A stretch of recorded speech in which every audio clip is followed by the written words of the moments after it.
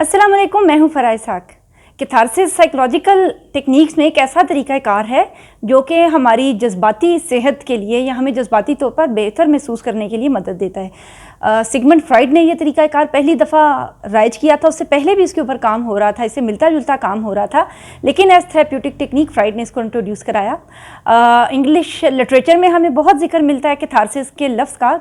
Basically Greek word है ये, और इसका मतलब है टू वेंटिलेट, यानी किसी चीज़ को जो दबाई हुई है ना अपने अंदर, उसको हम बाहर निकालें। जैसे हमने हमारे एक बैग है कपड़ों का, उसके अंदर जगह नहीं होती है, लेकिन हम ठोस ठोस के उसके अंदर और मटेरियल डाल रहे होते हैं। इस साइड पर टूथब्रश डाल रहे हैं, उस साइड पर अपने स्लीपर्स डाल रहे हैं, हमने कहीं जाना है और हम यूँ बहुत दबा के पैकिंग करते हैं, और बिल्कुल एक टाइम आता है कि बैग बिल्कुल रप्चर होने वाला होता है। तो इसी तरह से हम अपने अनकॉन्शियस को भी एक रिप्रेस्ड मटेरियल से ऐसी चीज़ें कि जो कि एक तरह से हमें हमारे लिए पेनफुल मेमोरीज़ हैं, हमें तकलीफ़ पहुंचाने वाली चीज़ें हैं, उनको हम अपने अनकॉन्शियस माइंड में भेज देते हैं।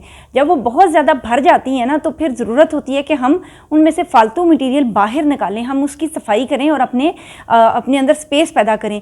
बिल्कुल घरों में जैसे हम अलमारियाँ साफ़ करते हैं सीज़न के जो फालतू कपड़े हैं जो इस्तेमाल नहीं होने वाले, या वो चीज़ें जो हमारे अब ज़ेर इस्तेमाल नहीं है, हम किसी ज़रूरतमंद को दे दें या उनको बाहर फेंक दें। हम सब चीज़ों को एक तरह से क्लस्ट करते हैं, हम उस सफाई करते हैं उस चीज़ की। इसी तरह हमारे ब्रेन के अंदर भी ऐसा ही होता है कि हम बहुत सा मवाद जमा करी आते हैं और हमारे ब्रेन में बहुत सा मटीरियल इकट्ठा हो जाता है जो अननेसेसरी होता है, हार्मफुल होता है, डैमेजिंग होता है, लेकिन वो हम उसको वहीं पड़ा रहने देते हैं और वो गलना सड़ना शुरू हो जाता है, बदबू छोड़ देता है हमारे दिमाग में, वो मेमोरीज़ हैं जो सारी। तो कैथारसिस वो तरीका इलाज होता है जिसमें एक साइकोलॉजिस्ट हेल्प करता है एक पर्सन को निकालने में उस मवाद के कि ये जो बदबू है ये कहाँ से आ रही है, कहाँ वो गंदगी है जिसको सफाई की ज़रूरत है, उसको उठाकर कूड़े के ड्रम में फेंकने की ज़रूरत है। इस सूरत में जो है मुख्तलिफ टेक्निक्स इस्तेमाल की जाती हैं कैथारसिस के लिए भी, यानी ये चीज़ भी अकेले अमल नहीं करती है बल्कि इसके साथ रिलेटेड टेक्निक्स हैं, जैसे फ्री एसोसिएशन है। इसके अलावा हिप्नोसिस में हम ऐसा करते हैं कि हम we go back to the memory of the person, जो उसको हॉन्टिंग मेमोरीज हैं, चाइल्डहुड ट्रॉमास हैं, या उसके अलावा कोई ऐसी पेनफुल यादें हैं, तो उनको वो कॉन्शियस अवेयरनेस में लाने की कोशिश करते हैं हम। अच्छा, जो हम कैथारसिस की बात कर रहे हैं अभी, catharsis is basically ventilation of emotional expressions, यानी वो जो हमारे जज्बात हैं जिनमें इस तरह की चीज़ें हैं उनको हम वेंटिलेट होने का मौका देते हैं। अच्छा, एक बहुत ही मैं देखती हूँ फेसबुक पे, सोशल मीडिया पे आता है, जो एंगर है या रिसेंटमेंट है, गुस्सा आता है आपको, चिड़चिड़ापन है, इसको निकालने के लिए आप एग्रेसिवली बिहेव करेंगे तो क्या गुस्सा निकल जाएगा? जैसे कहते हैं दीवार पे पटक के मारो ग्लास को, या फिर ये है कि एक तकिया लो उसको कूटना शुरू कर दो। क्या आप एग्री करते हैं? Do right me in comment box कि आप इससे चीज़ से एग्री करते हैं कि एग्रेसिव तरीके से बिहेव करने से गुस्सा चला जाता है? अब मैं आपको बताती हूँ इसका आंसर। रिसर्च क्या कहती है? रिसर्च कहती है नो। गुस्से का जवाब गुस्से से देने से आपका गुस्सा ठंडा नहीं पड़ेगा। हमेशा रैशनल और लॉजिकल आर्ग्यूमेंट के थ्रू एक कंक्लूजन तक पहुँचने से ही आपकी मेंटल हेल्थ या गुस्सा या जज्बाती सेहत बेहतर हो सकती है। रिसर्च कोट करती हूँ जिसकी मैं बात कर रही हूँ। कॉलेज स्टूडेंट्स के ऊपर ये रिसर्च कंडक्ट की गई जिसमें मेल और फीमेल दोनों तरह के स्टूडेंट्स शामिल थे। उनको पहले था ना, जब रिसर्च में बैठाया गया तो उनको पम्फलेट्स दिए गए जिनके ऊपर कुछ हाफ ऑफ द स्टूडेंट्स को रैंडमली जो सिलेक्ट किए गए थे, मैसेज दिया गया कि गुस्सा करे आपके साथ कोई, if there is some harmful और aggressive incident you should behave aggressively. एक को ये मैसेज गया, यानी प्रो एग्रेसिव मैसेज गया है। सेकंड जो ग्रुप है उनको टेक्निक दी गई है हाउ टू हैंडल इट, कि फ़ौरन उसी टाइम ये चीज़ होगी। उसके थोड़ी देर बाद ना उनको एक खाली सफ़ा दिया गया और उसके ऊपर उन्हें कुछ मजमून लिखने को दे दिया गया है, न्यूट्रल किस्म का रैंडम मजमून लिखने को दे दिया गया है। उसका मकसद दरअसल रिसर्च स्टडी को एक तरह से चेक करना था। It was a part of research evaluation. अच्छा, जब वो उन्होंने लिखा वो जो मजमून था, उसके बाद जब एवेल्यूएशन की गई तो स्टूडेंट्स को ये बताया गया, वो बच्चे जिन्होंने प्रो गुस्से वाला दिया था, मैसेज पढ़ा हुआ था, उनको ये कहा गया कि आपने ये क्या लिख दिया भाई मजमून, इससे तो बहुत ख़राब मजमून लिखा हुआ है। उनको बहुत बुरा भला कहा गया, उनको इंसल्ट किया गया और उनके साथ बहुत गुस्से का इजहार किया गया। अब उसके बाद ना they went to another room, उनको दूसरे कमरे में भेज दिया गया। ये भी ऐसे रिसर्च कंडीशंस का एक हिस्सा था।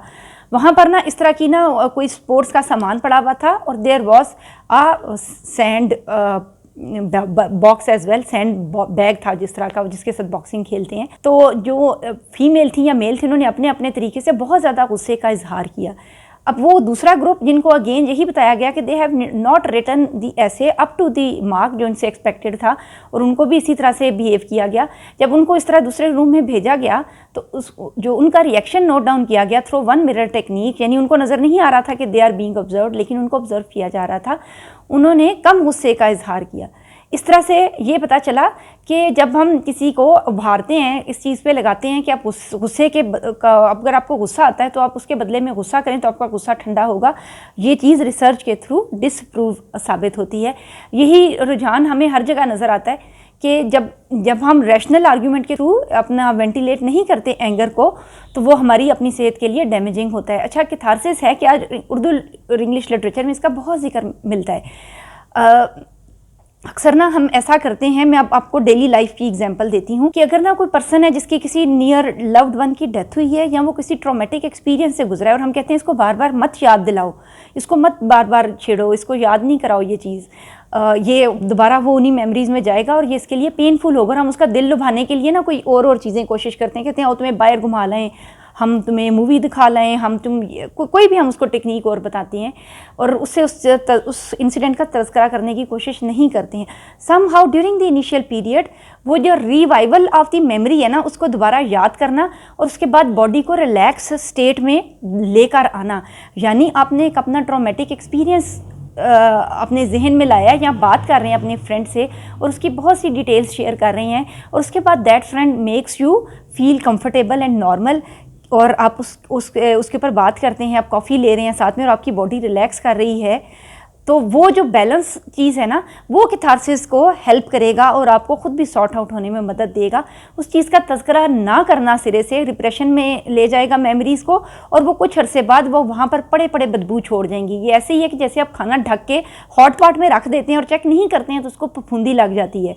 तो फफूंदी कैसे साफ़ होती है कि जब आपने जो रोटी या चीज़ बच गई है उसको उठाकर आप चिड़ियों को डाल देते हैं और बर्तन साफ़ करके रख देते हैं, इस सूरत में सिर्फ सफाई रह सकती है ना। इसी तरह से जब आप अपनी ट्रॉमेटिक मेमोरीज को सूखने के लिए हॉट पॉट में बंद करके माइंड के अंदर छोड़ देते हैं ना, तो वो और ज़्यादा डैमेजिंग और हर्टफुल साबित होती हैं। जब हम उनका तज़किरा करते हैं, उन पर बात करते हैं, उनको कन्फ्रंट करते हैं और उन बुरी यादों को इतना उनके ऊपर बात करते हैं और उनके सोल्यूशंस फाइंड आउट करने की कोशिश करते हैं, अगर इफ़ देयर आर एनी, या इमोशन बेस्ड कोपिंग से हम उसको हैंडल करने की कोशिश करते हैं, तो वो हमारे लिए ज़्यादा हेल्पफुल साबित होता है। और यही कैथारसिस का असल जो एक तरह से उसकी असल चंक है वो यही है। कैथारसिस लोगों को करने का मौका दिया करें, बी अ गुड लिसनर, लोगों की बात सुने। सिर्फ सुनने से, providing a listening ear to the other person ही कैथारसिस की एक असल जान है, जो एम है या ऑब्जेक्टिव है। ज़रूरी नहीं कि एक साइकोथेरेपिस्ट ही कैथारसिस कर सकता हो। अगर आप एक दिल रखने वाला, एक नरम खू किस्म का इंसान है और आप दूसरों का दर्द सुनते हैं, तो आप बेशक उनके दुखों का मुदावा नहीं भी कर सकते हैं, आप यकीन माने आप फिर भी उनके बहुत से दुख बांट रहे हैं कैथारसिस कर